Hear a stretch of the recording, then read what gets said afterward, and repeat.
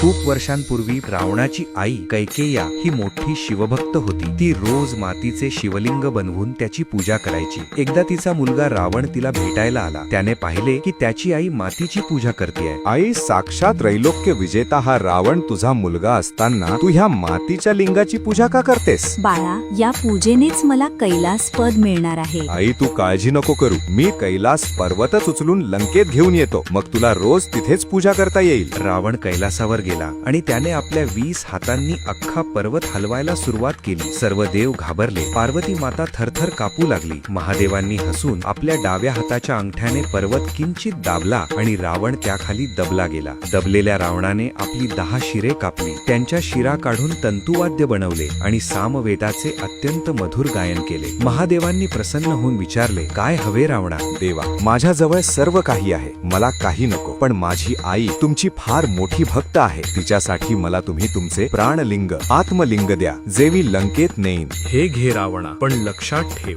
हे पृथ्वीवर कुठेही ठेवू नकोस। जिथे ठेवशील तिथेच ते स्थिर होईल। हे तुला जिथे ठेवायचं आहे तिथे ठेवून ह्याची 3 वर्षे पूजा केलीस तर तू साक्षात ईश्वरा समान होशील। रावण आत्मलिंग घेऊन निघाला। ते पाहून नारद मुनी घाबरून तडक इंद्राकडे गेले। नारायण नारायण। इंद्रा, काय शांत बसलायस? रावणाकडे आता आत्मलिंग आहे, तो आता अमर होईल आणि तुम्हाला जन्मभर त्याची गुलामी करावी लागेल। नारद, इंद्र आणि ब्रह्मदेव विष्णूंकडे गेले। विष्णूंनी पाहिले की रावण लंकेच्या वाटेवर आहे। त्यांनी सूर्याला सुदर्शन चक्राने झाकून टाकले, ज्यामुळे दिवसाच अंधार झाला। रावण मोठा कर्मठ होता, त्याला संध्यावंदन करायचे होते, पण हातात आत्मलिंग।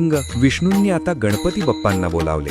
बाळ गणेशा, रावण तुला कधीच मानत नाही, तो तुला उपेक्षितो। आता वेळ आली आहे त्याला धडा शिकवण्याची। तू एका ब्राह्मण बटूचे लहान मुलाचे रूप घे आणि रावणाकडे जा। नारद मुनी त्याला बोलण्यात अडकवतील आणि तू लगेच ते लिंग हातात घे आणि खाली ठेव। बाप्पा तयार झाले। विष्णूंनी बाप्पांना तृप्त केले आणि बाप्पा भिक्षुकाचे रूप घेऊन गोकर्णात पोहोचले। नारद मुनींनी रावणाला गाठले आणि त्याला धर्माच्या गप्पांत अडकवले। तेवढ्यात रावणाच्या लक्षात आले, संध्याकाळ झाली आहे, संध्यावंदन केले पाहिजे, परंतु त्याचा हातात शिवलिंग होते आणि त्याचा नारद मुनींवर जरा सुद्धा विश्वास नव्हता। तेवढ्यात त्याला समोरून बाळ गणपती समिधा तोडताना दिसले। रावणाने त्यांना जवळ बोलावले। मुला, तू एक माझी मदत कर, मी संध्यावंदन करेपर्यंत हे लिंग हातात धरशील का? हे खूपच जड दिसतंय, हे मला नाही पेलवणार आहे। मी तुम्हाला 3 वेळा हाक मारीन, जर तुम्ही आला नाही तर मी हे खाली ठेवून देईन। रावण पाण्यात उभा राहिला। बाप्पांनी पहिली हाक मारली, रावण आला नाही। दुसरी हाक मारली, रावण दुर्लक्ष करतोय। तिसरी हाक मारली आणि रावणाने हात उंचावून थांबायला सांगितले, पण बाप्पांनी विष्णूंचे स्मरण केले आणि धपकन ते लिंग सर्व देवतांच्या साक्षीने जमिनीवर ठेवून दिले। रावण धावत आला आणि त्याने संतापाने बाप्पांच्या डोक्यात एक ठोसा मारला। बाप्पा रडत आपल्या वडिलांकडे निघून गेले। रावणाने आपल्या सर्व शक्तीने महाबलाने ते लिंग उपटण्याचा प्रयत्न केला। त्याने इतका जोर लावला की पृथ्वी कापली,